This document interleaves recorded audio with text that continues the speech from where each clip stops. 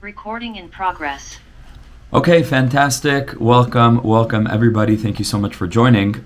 As we jump back into our limud of Sichos Haran, Be'ezras Hashem, we have really tremendous teachings today, which I'm really excited to explore with you. So let's jump in. As usual, I share my screen and let's take a look at the sources that we have. So we're up to Kuf Ayin Vav 176. And we begin with a very, very short, small, tiny teaching, which is just one sentence, and it's a very enigmatic sentence, and it just says this. Says the Heilige Rebbe, Sichos Haran al Kol Yisrael, Amen. What a privilege to learn his teachings with you. Koidem Eretz Yisrael, before Rebbe Nachman's journey to Eretz Yisrael, Amar, he said the following thing. He said, Eini yachal lishain. I am unable to sleep. What's keeping Rebbe Nachman up? Before I fall asleep,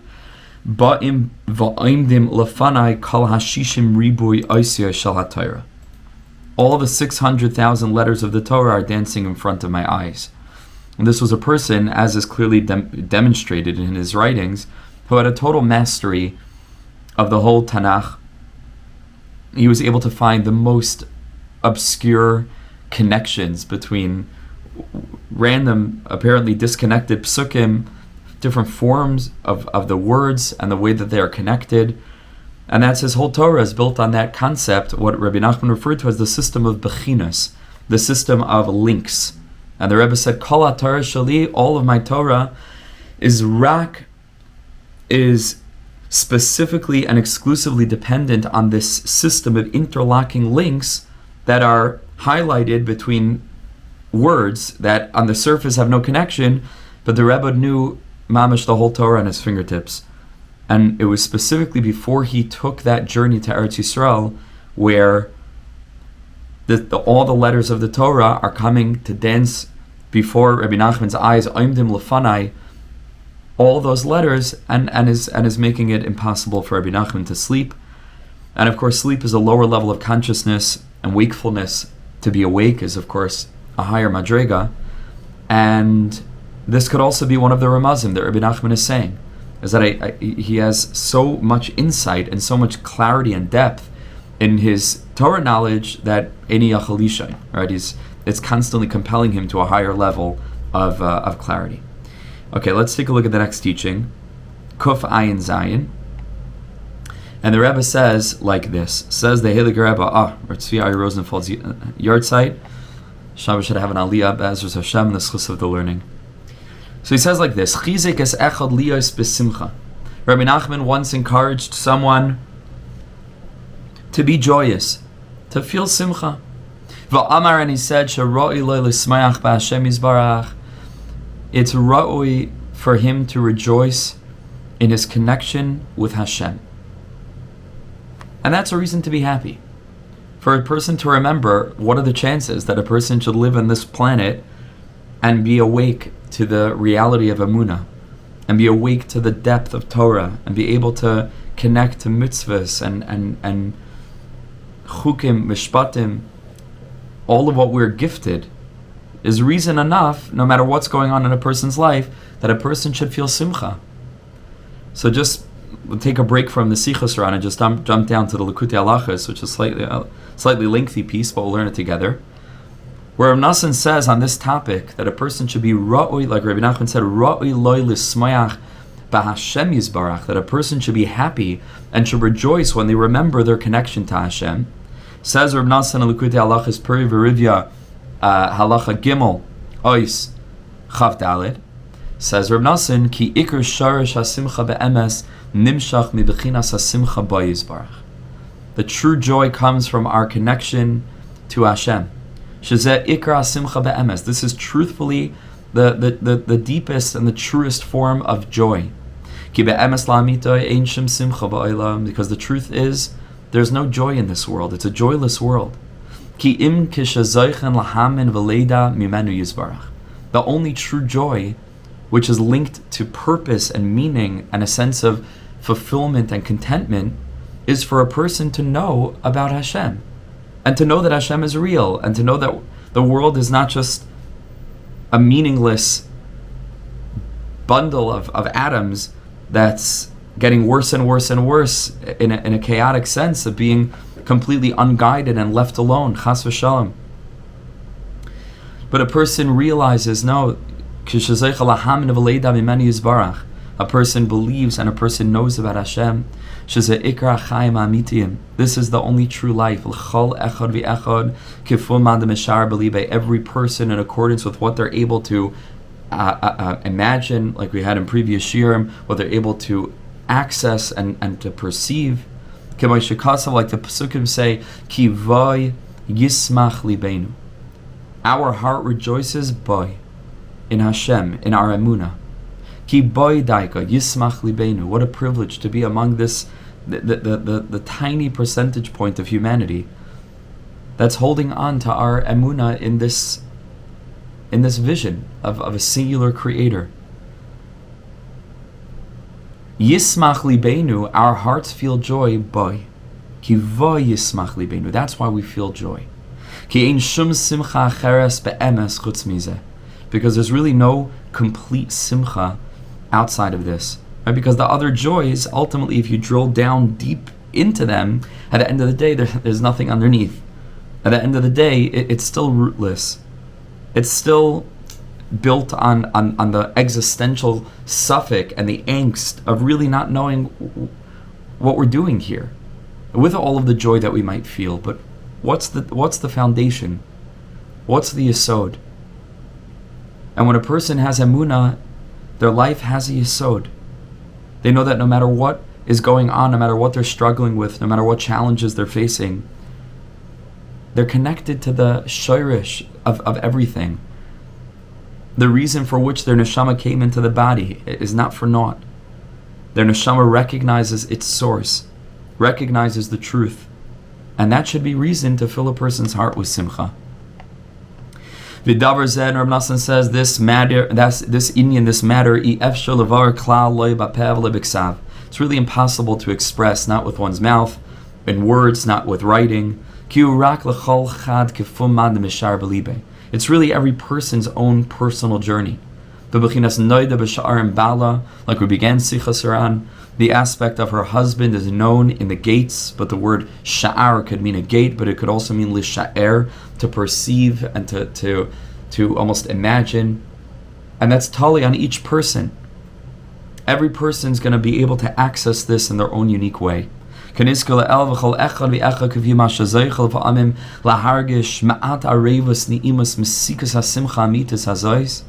Every person, in accordance with how much they're able to access even just the tiniest bit of the sweetness and the pleasantness of this true joy,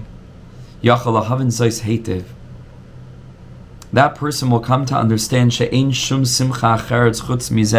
that there's really no joy that's comparable to this. Like relative to this, everything else is still lacking. Everything else is not real. Is not the way that it is.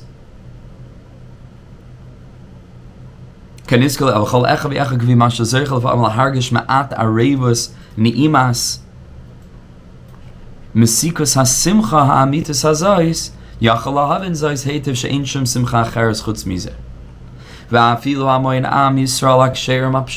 even the simplest Jew,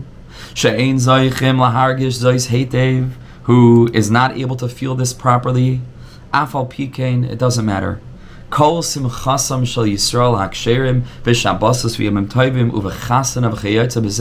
the end of the day, all of the joy that we do feel on a Shabbos, on a Chag, on a Yontiv, by a wedding,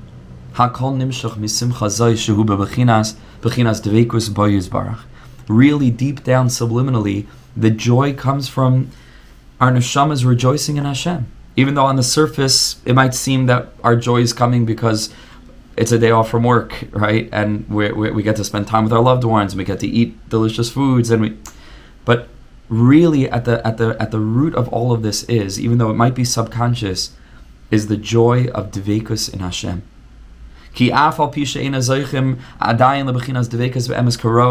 Even if a person hasn't merited true dveikus, afal pikein still, Even though he might not be seeing it with his own eyes and experiencing it, but mazlei chazi, his mazel sees and is experiencing it in the olam yisrael.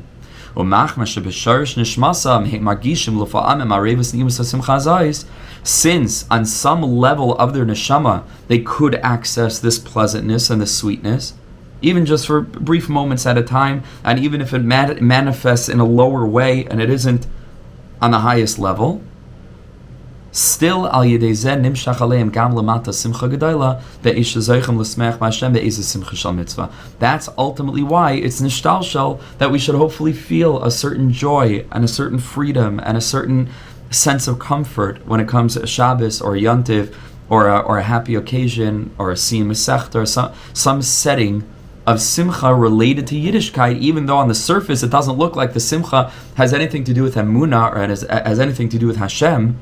Says Rebbe Nachman, the only reason why we are able to enjoy in the way that we could enjoy in a this worldly sense is because somewhere up in the higher parts of the Seder Hishtalshalus of our neshama is being davik in Hashem. Our neshama is basking in the revelation of that light and is feeling that simcha. V'al kain, therefore, Kol Yisrael Aksherim, all of Am Yisrael, Regilim be'esim chasam lazamer psukim utfilas shal eskarvus Yisrael aviyim shabas shamayim. We're constantly busy in times of joy to say psukim and prayers, tfilas that relate to our closeness with Hashem. Shezeh ikar simchasam. Because this is the primary essence of our simcha. Ubefrat b'simchas Torah uPurim b'chayotze b'hem. Certainly on a yantiv like Simchas Torah, on a yantiv like Purim, shezeh ikar simchaseina asher bachar bana mikol am. And this is what we say in our tefillah, and this is what we dance about. And especially Purim, if a person is zocheh to do Purim properly, with the right people, in the right setting, in the right way, Purim, like at the apex, has got to culminate and reach its crescendo in the simcha of being connected to Hashem. In a very conscious, direct way, to bring Hashem into the picture. Asher bachar bana mikol am. Like we say every morning in davening, Ashreinu ma toiv chelkeinu u'ma noim garaleinu. That should be cause for a tremendous amount of simcha when a person really feels this and understands this. How unlikely, how incredibly unlikely. Think of it.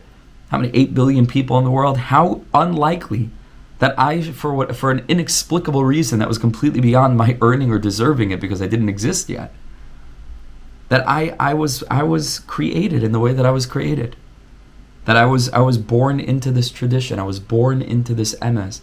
I was born into this ancient story. I was born into this totally unique experience of being a part of the Am HaNetzach. We should feel simcha from that. Ki be'emes ze ikra simcha. This is the primary joy. Ma'ashanu yoyde me'abayre hakol yizbarach. We know the creator of everything, because he chose to reveal himself in the way that he chose to reveal himself, and we're privy to that. We're his people. Like they say colloquially, like my people. Like we're his people. Like we are Hashem's actual people. It's an amazing thing.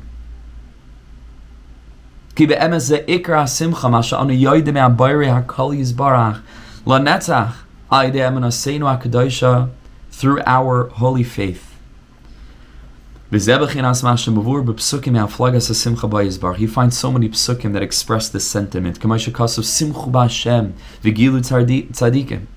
Rejoice in Hashem, and may the righteous ones exult and rejoice. The tzadikim, the righteous ones, rejoice in Hashem. I am happy on account of contemplating my connection and relationship with Hashem. And the whole Tehillim is full with this. And in Navi Yeshayahu, and in so many other of the Svarim of the 24 books of Tanakh, and Mashakasav Sais Asis B'Hashem, Tagal Nafshi Be'Elikai, another pasuk. I will certainly rejoice in Hashem. My heart, my soul will rejoice in Elikai. That HaKadosh Baruch Hu is my God. That my concept of the divine is linked to Yud Kei Vav Kei, is linked to the Ein Sof. that we have such an expanded and infinite concept of our Creator. What a pure concept without any tzimtzumim. Many other psukim there. I will celebrate and rejoice b'Hashem, in Hashem, in my relationship with Hashem. Agila be'elikei yishi. Again, I will rejoice with elikei yishi. See, Rav Nachman also didn't have a computer program. He had all of Tanakh, the same thing on his fingertips. So he's able to bring all the different psukim that make reference to this idea throughout the corpus of our holy Torah, Nevi'im, Uksuvim. V'la'asid lavai, and la'asid lavai, one day, she is gal v'likusa malchusa le'in kol chai, le'in kol. When Hashem's godliness will be revealed to everyone, like Rashi tells us on the pasuk Shema Yisrael Hashem Elokeinu Hashem Echad, that the kavana al pi pshat, on a simple level, what's the kavana? Shema Yisrael, we're reminding ourselves that Hashem, who is currently only Elokeinu, that only we experience this idea of Yud Kei Vav Kei as the Creator, will one day be Yud Kei Vav Kei Echad, will one day be everybody's Hashem. Now, everybody will wake up to that truth. All of humanity will share that universal faith together. And so he said, La'asid Lavi will be revealed. So what do the psukim say? Hashem Malach, when HaKadosh Baruch Hu's Malchus, which is an aspect of that which is readily accepted upon the citizens, right? That's what's called a melech. Otherwise, it's a moishel, right? So right now, Kila Hashem Amalucha, but moishel bagoyim, right? Nations that don't recognize Hashem, that don't accept HaKadosh Baruch Hu's sovereignty over them. So there's an aspect of moishel. But la'asid lavai, it will all be Hashem Malach, because like we say in Marav umalchusai v'ratzain kibulu aleihem. Malchus has to do with ratzain. Ein melech b'loi am. You can only be a melech when the nation readily accepts your kingship and sovereignty upon them. So la'asid lavai, this will be universally true. Hashem Malach, HaKadosh Baruch Hu will be invited back into creation universally by every human being. Imagine that. Every human being you walk past on the street will have the same conception of creation as you do. Will be fundamentally bound, brothers in arms, brothers in faith. Hashem Malach. Tagela Aretz. So what will happen?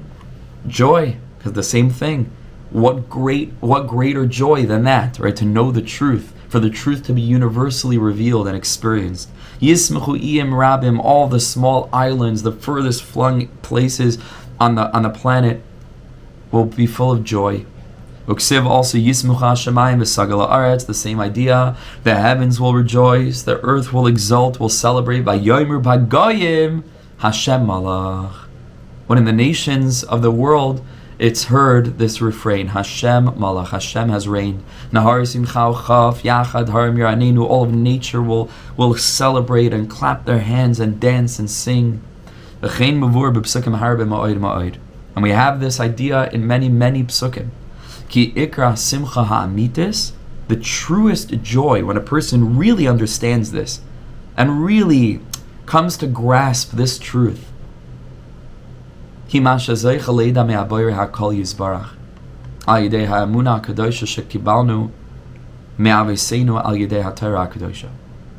It's through our holy faith that we've accepted from our fathers and our grandfathers and great-grandfathers and great-great-grandfathers and all of our grandparents and all of the Torah Simecha from our grandmother and our great-grandmother and great-great-grandmother and so on, all the way throughout the Doros. This is the Iker Simcha, like regardless of anything else that's going on in your life. Beruchnias, begashmias. Begashmias, beruchnias, doesn't matter. At any given moment, the person realizes what a privilege, what an infinite schus, with all of the mishagasin and all the challenges and all the difficulties that come with this experience. Who would rather be anything else? Who would swap this out for anything in the world? What a schus to be a yid. What a simcha to be a yid. So that was Rebbe Nachman was telling him. So let's go back inside to the Sichos Haran. That he should be happy if he's having a hard time finding things to be happy about. Just be happy about our connection with Hashem. We don't often just celebrate Yiddishkeit, right? Because we're right away, like that's like, oh, it's Pashat, that's a given. It's not really a given though, because it remains buried, and we're not making use of it for our own consciousness, enlightenment, for our own expansion of heart and mind. And so quickly, right after thinking about this, that I'm a Yid, I'm already running off to say, okay, what are my obligations? What do I have to work on? What do I have to fix? I'm not good enough. And the Rebbe is encouraging him, saying, wait a second, before any of that, just first things first, Ra'oi loy l'smayach ba'Hashem yizbarach. And that's true for every person, no matter what's going on in your life. Just to experience that simcha. Then he said, quite a shocking, amazing, wild, fantastic Rebbe Nachman thing. He said, even though you do not know the awesome greatness of Hashem, you should depend upon me, because I know Hashem's greatness. And even if you don't feel it, and you are not able to really grasp the infinite awesomeness of this mystery, of the wisdom, unbelievable wisdom, of the greatest revelation of all the Olam Yisrael coming from the Sibas Kala Sibas, from HaKadosh Baruch Hu, the Shem Havaya, Rabbi Nachman said, you should be happy still, because there is a person who knows. It is real. Hashem is awesome. The Izkar as a pasuk, and then Rabbi Nachman mentioned the pasuk which Reb Nosson brought in Likutei Halachos, ki ani yodati ki gadol Hashem. Ani yodati, right? And every individual has their own perception. Obviously, Rabbi Nachman's perspective, given everything we've been learning about him and everything we'll continue to learn about him today, and about the awesome, unfathomable madrigas that the man reached. So he's saying, I see, I know. It's awesomely great. And then he said, Gam ra'i lachem l'smeach bi. If you need something else to be happy about, which again applies to us also, be happy that you're mine. That you're connected to a tzaddik like this, to someone who is revealing Torah like this, to someone who is capable of channeling lucidity and guidance and practicality and balance and normalcy and health in the way that Rabbeinu HaKadosh was able to do. That's another reason to be besimcha. Even if, again, everything else is going wrong, just to remember these two things. I'm connected to HaKadosh Baruch Hu, and lahavdil, I'm guided by the tzaddik emes. What a privilege. Let's take a look at Sichos Haran, Pei Daled, which is connected to this idea. And it says over here, Upam achaz diber mehamaisiyos. One time Rebbe Nachman was discussing the stories that he revealed, which I think I mentioned in a previous shiur. If it's possible for the Chaver to get your hands on Sipurei Maisiyos, if you haven't seen Rebbe Nachman's stories yet, highly encouraged. Either Rabbi Kaplan has a translation, Rabbi Din Steinsaltz has a translation, beautiful commentary, but that's only on some of the stories. But I believe the whole thing's translated on Sefaria, so you can find it online. It's such a gift. So one time he was speaking about those stories. This is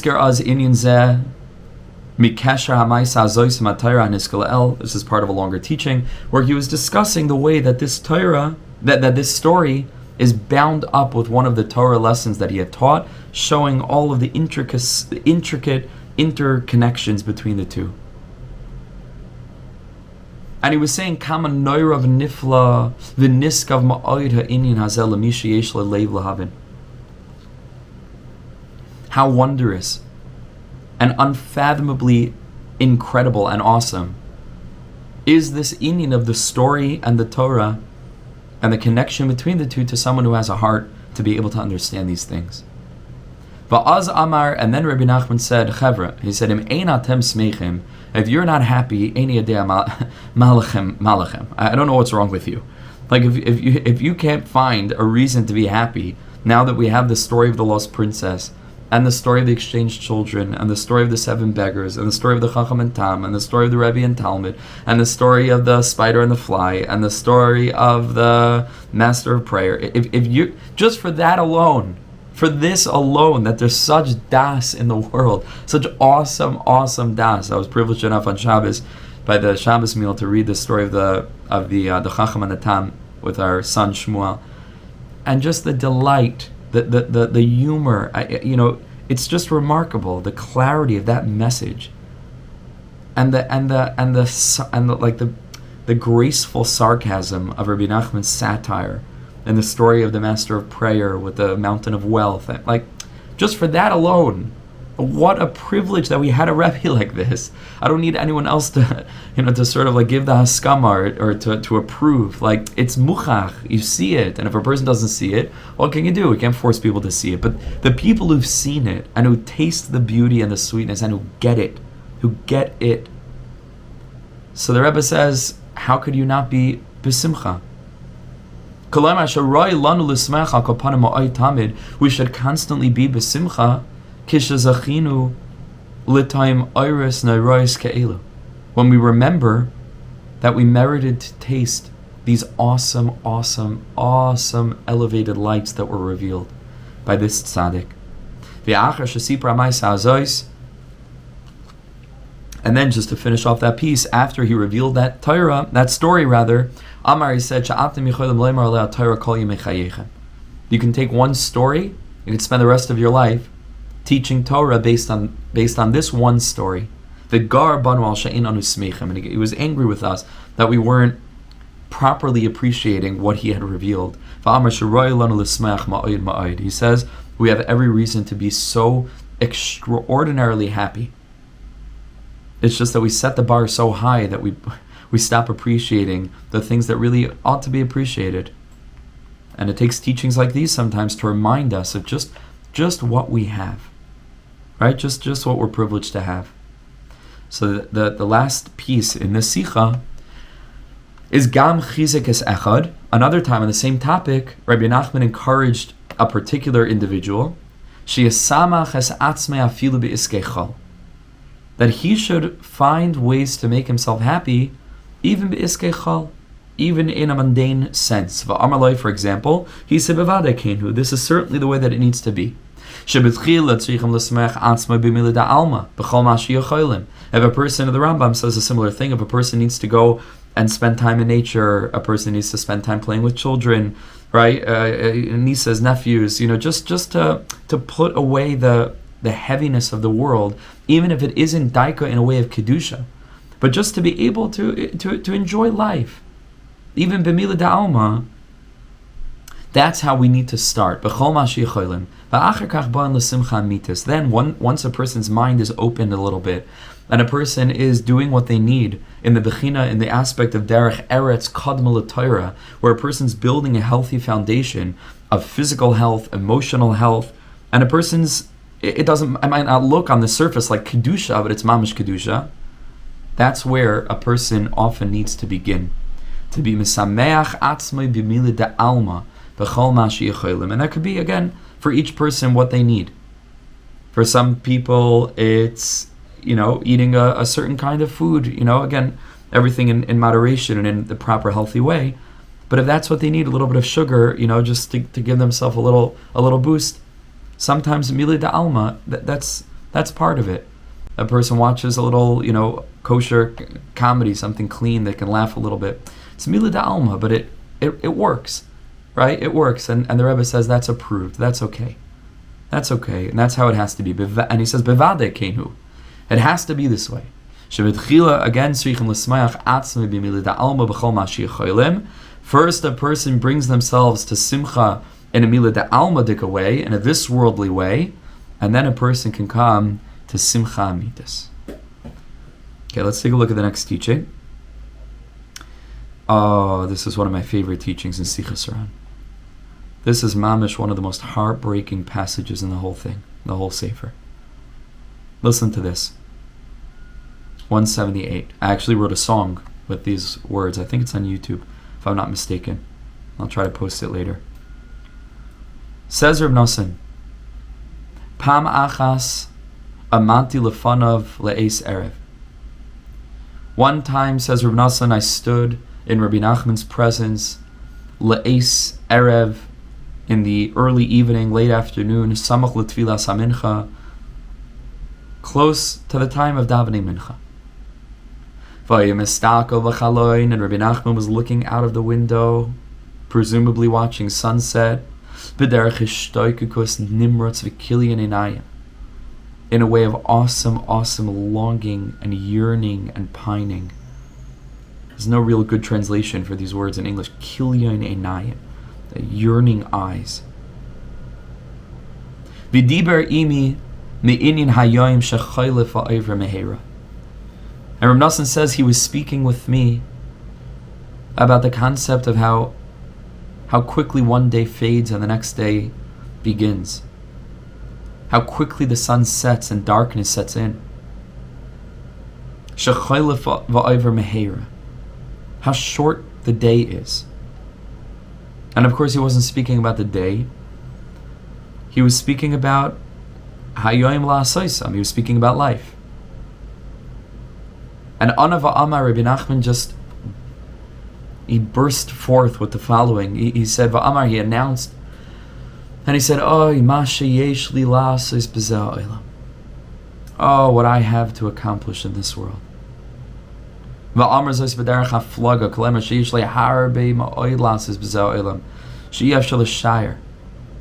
Rebbe had such a vision, he had such a plan, he had so much he wanted to teach.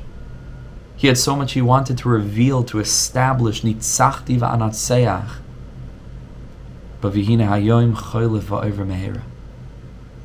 But the sun is setting so quickly, and the day is passing. Va'amar b'lashon Ashkenaz b'zeh lashon. He said in Yiddish, "Was ich hab zu tun in the olam, what I have to do in this world." But he knew that his time was limited. He knew it. And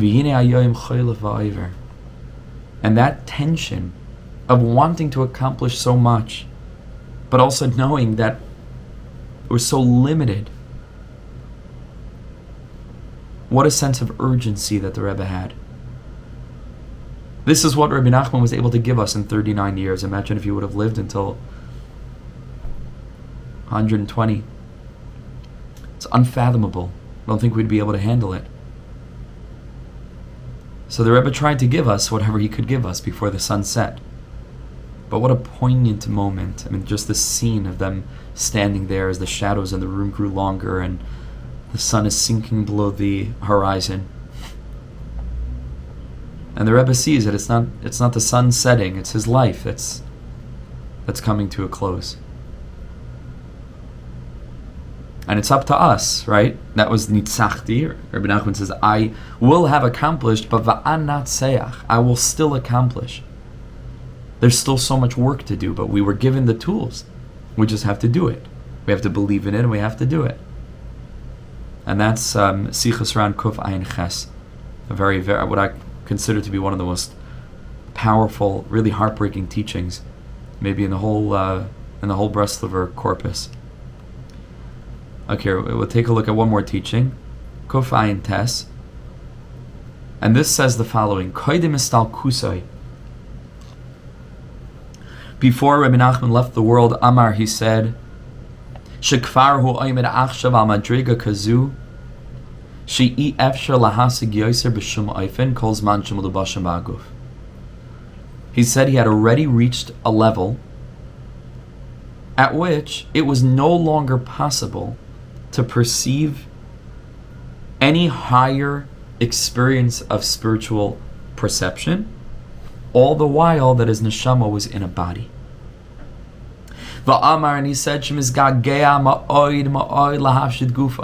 he was yearning to get rid of the body. The body was holding him back. He had gotten to a point where it was impossible to be able to attain any more than he had attained. And he felt that pressure because he couldn't stay on one level at all. Kikol yimei chayav, because his whole life me oilam lo amar al madrega achas. He never stayed on one madrega. Afilu kishigia le'eza madrega le'yoyna shiyeh. No matter what kind of madrega he reached, afilu letachlis hamala, even to an incredibly lofty perception and level of awareness and emunah. Aval pikenoy mechapes yoser. He always wanted more. Until he had more and more and more, which we'll learn together in a minute. This was the way he was his whole life. His whole life. Until in the end, he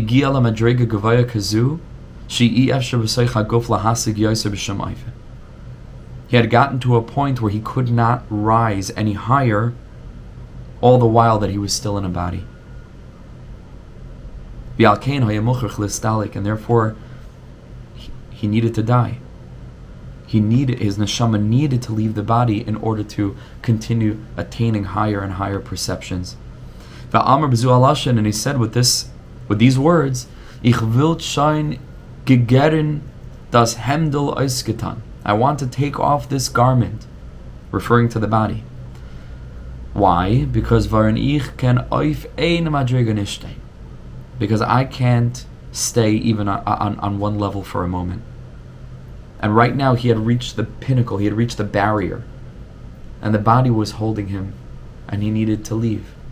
Just imagine that madrega, 39 years old, and he can't get any holier. He's Kadosh V'tar, and he's endless hasagas are flowing down, and he doesn't want it to stop, so he has to take off the body in order to rise ever higher. So two teachings that express the same idea. One is from Chaim Haran, Taf Aleph, 401. Amar Rebbe Nachman said, Kol tzadikim agdolim igiu l'malam u'lemadrega she'igiu avalamdu b'zeh. So many tzadikim reached the madrega that they reached, but they stayed there. They were satisfied. They plateaued, and that was it. They attained a hasaga, and they stayed. Fa'ani baruch Hashem. But Rabbi Nachman said, but I, b'chol rega v'rega nase ish acher. Every minute, I'm a different person. I can't stay the same. I'm constantly in flux. Greater avodas, deeper hasagas. You don't necessarily find this. Tzaddik is a tzaddik. He was the same way the whole time. He was a great guy and a great gadol. But you don't see that there was this evolution. By Rebbe Nachman, it was so intense, the evolution, that you can trace it. And you can trace the earlier Torahs, and then Eretz Yisrael, and then after Eretz Yisrael, and then he got to a point where he said, I see the Torah isn't working anymore, now I'm going to tell you stories, right? And that was Sipurei Maisius. And then all that inyanim that were revealed, when they were revealed, the Tikkun HaKlali, and the inyan of Rosh Hashanah Shali Oil Ala Kol, and it was a constant process of rising and rising and rising and rising. Until Vani Baruch Hashem b'chol rega v'rega nase ish acher. Every minute I'm a different human being. And he used this to explain why he had so much opposition. He used this to explain why there was constantly people who were arguing against him and opposing him. And he explained, Ki an tzaddik nikra ilan.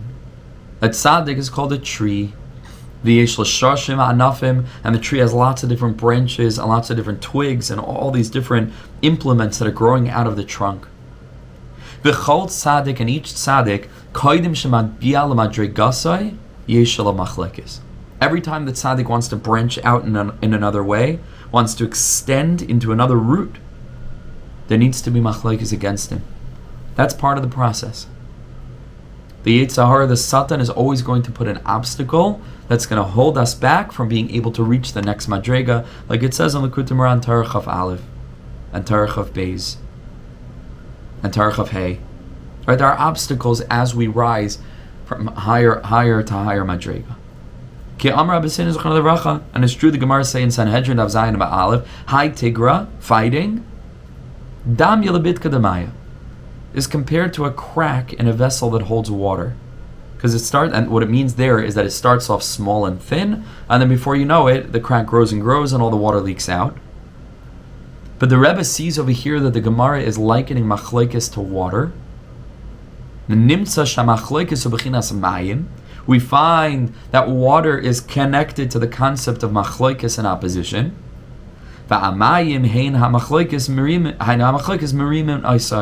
Just like water lifts a person up to a higher madrega, person is sitting on water and the water he's floating on the water, and the water rises and he rises. So too, the water of machlokes is exactly what compels a person from madrega to madrega as they seek to rise higher and higher. So that's the way it is with tzaddikim.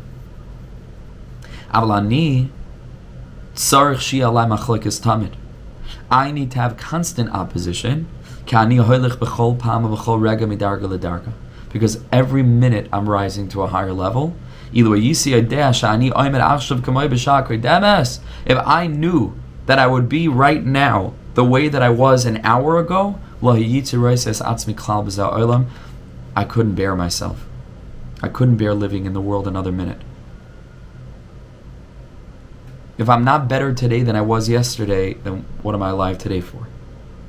That's how the Rebbe saw life. Endless hasagas. Constantly, Baki b'ratzai, right? We say Rebbe Nachman is the aspect of Baki b'shoiv. Rebbe Nachman is Levana. Rebbe Nachman is much more down to earth. We can handle Rebbe Nachman, is much more direct. But Rebbe Nachman is the inyan of Baki b'ratzai. He's constantly moving him. Esak shamayim, even while rising to the highest madrig, still shamata, realizing Hashem is ever distant. And there are always higher madrigas to reach until he literally got to a point where he couldn't reach the next madriga because he's a human being. So then he had to stop being a human being. And then he died. And then his neshama left his body. So let's read a little bit more about this from Sichos Haran. Well, this will finish, this last piece. Says Rebbe Nachman, V'achar kol eile.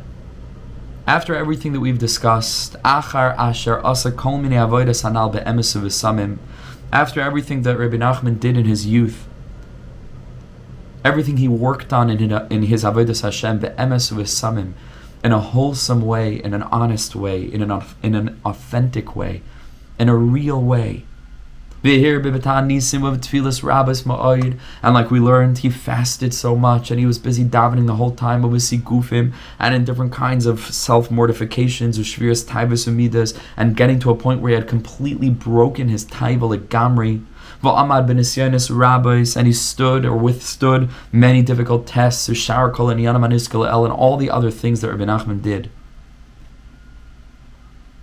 And he spent so much time speaking to Hashem in his own words, pleading from Hashem to bring him close, begging Hashem to turn him into a vessel for Gilui K'vayde Yisbarach, telling Hashem millions of times, Hineni, I'm here.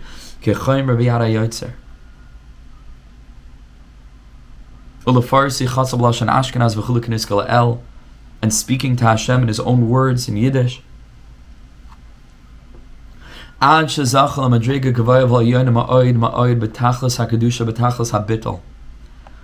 eventually he reached an extraordinarily lofty level, the pinnacle of holiness, the pinnacle of nullification. And in his great closeness with Hashem, to the highest madrega of tzaddikim, this was when he was still a child. He didn't rest during the day, he didn't sleep at night. From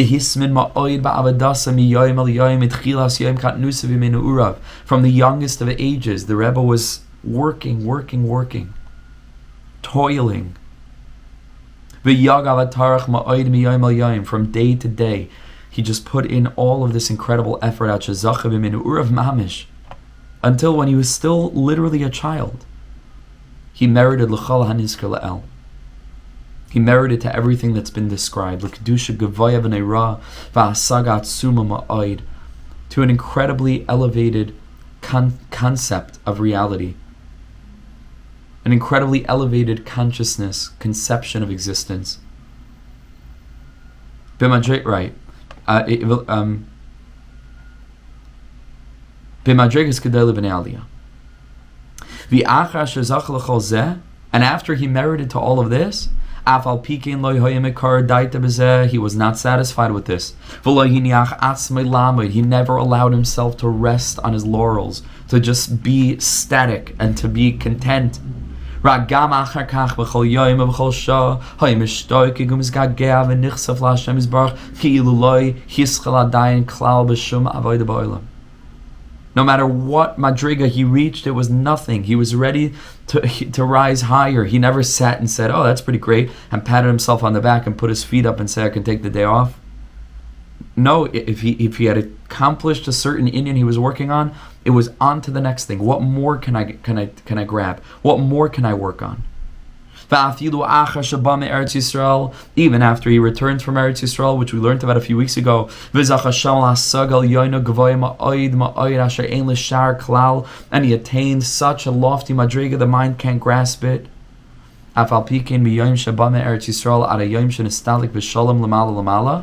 Even so, from the day he returned from Eretz Yisrael until he left the world, he knew the infinity of Hashem. He never felt that he was close to Hashem. He constantly would say, Eini yodea klum, I don't know anything. Tachlis yodea shaloi neida. He lived with that sense of utter humility and bittul, and consciousness of the endlessness of the infinite, and the endlessness of what's possible for the soul to grasp. And says Rebbe Nachman, to accurately and to adequately describe all of this and to tell this over, tiksar hamoyni riyas, all that we would run out of paper. Even the little bit that we were able to understand of what the Rebbe was, based on what we heard from his mouth and what we saw with our eyes. This was his way. This was what he did. He yearned for Hashem. This is what he did. Kavua. No matter what madrigas he reached, he was full of gaguim, of endless yearning for Hashem. No matter what. And he was so humble in his eyes. I know it sounds bizarre because all these teachings seem to say how great he was, and he knew how great he was, and he was telling his chassidim how great he was. But we're reading it wrong. Like I mentioned a few weeks ago, we can't grasp what it actually means to be able to say the truth about one's greatness, specifically on account of how utterly batal and humble one is. But he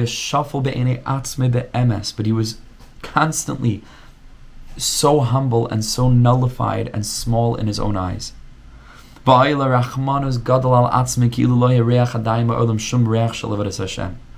had such compassion on himself, like he had never even begun to smell the scent of serving Hashem, as if he didn't start at all. Even a person who had actually transgressed the whole entire Torah many times. And when this person would finally feel like they wanted to come close to Hashem,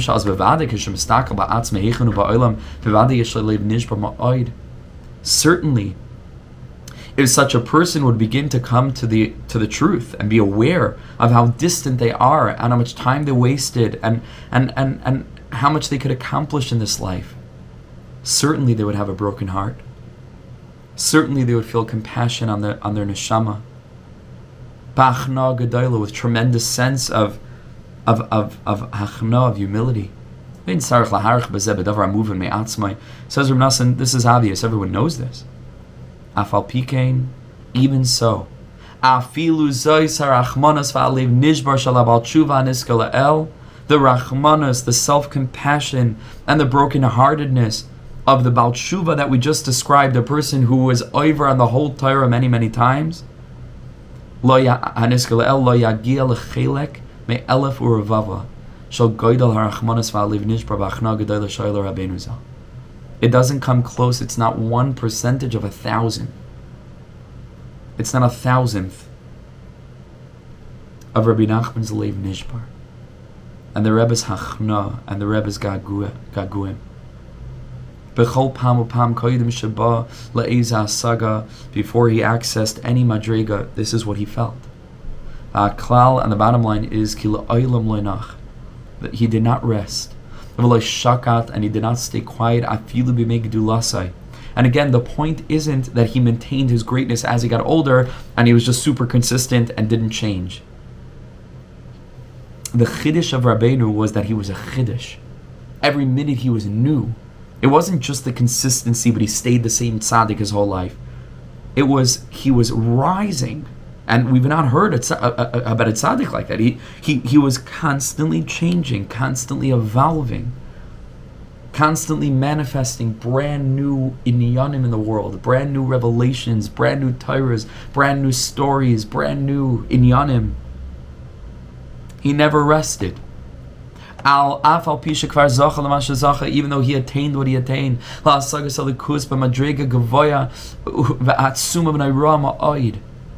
He had to access such lofty, awesome madrigas. He was not satisfied. And he toiled and he worked hard every minute. Suffering, extraordinary suffering that people can't even imagine. And he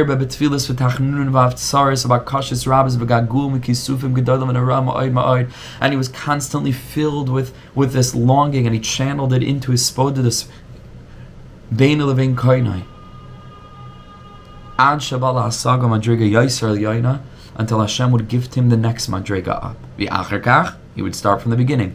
Take it, he felt a little bit of joy. Sometimes he would make us known. He would make it known to us that new gates had opened and that brand new inyanim were flowing down into his heart and mind. Min hashamayim. He had some simcha from this. But v'achar kach, take it shezachal hazeh. He just started from the beginning. He let go of everything that he had attained until now, like he didn't begin. And then he began mamish from the beginning. Taking a look at the next avodah, not becoming complacent and satisfied with what he had attained, but realizing there's brand new worlds that are open, endless worlds. This is how a person becomes a tzaddik. When a person lives with this consciousness, you become a tzaddik, because there's no ceiling. It's not as if, okay, when I do this, that, and the other thing, I work on this, and then I've ticked that box and I've checked that inyan, then I'm good. Then a person will never really fully access or attain what they could attain in this world. But when a person has beginner's mind and they constantly feel, no matter what, they're working on something, they attain it, and then right away they're looking for the next thing. Then before you know it, almost kalachar yad, you look back and you've become a tzaddik. And even then, you don't stay there. You're constantly looking for the next thing and the next thing and the next thing.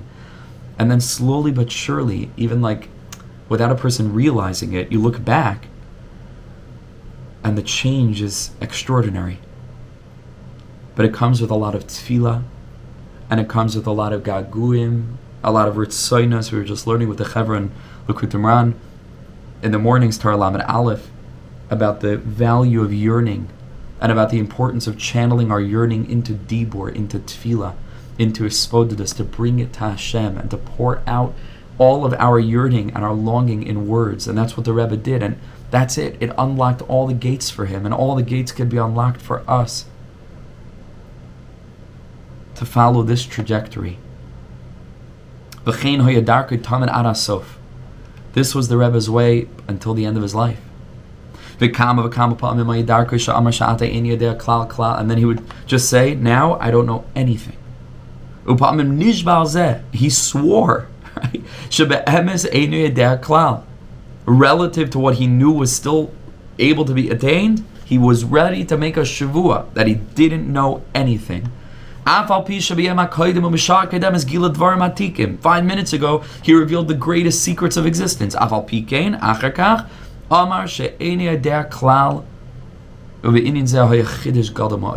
never heard of a tzaddik saying a thing like that. Who would want to say a thing like that? Everybody wants to be a great Talmud Chacham, Kabbalah Torah, and so on. It takes a person who constantly has one eye on the infinite to know that relative to infinity, you've always never begun. And that kept him humble, and that kept him yearning, and that kept him evolving, ever evolving. And he literally said this explicitly.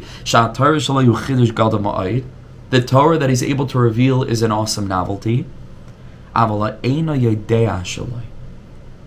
His not knowing who Chiddush Gadol b'Yoser is a greater novelty.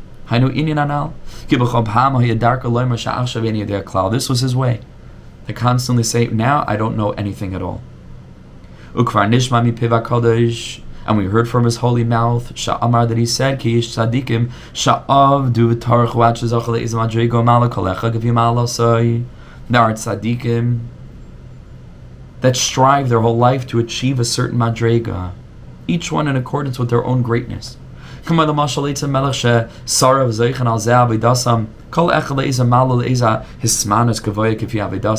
The king has many ministers and officials. Each one of them strives to achieve a certain position in the cabinet, in the government.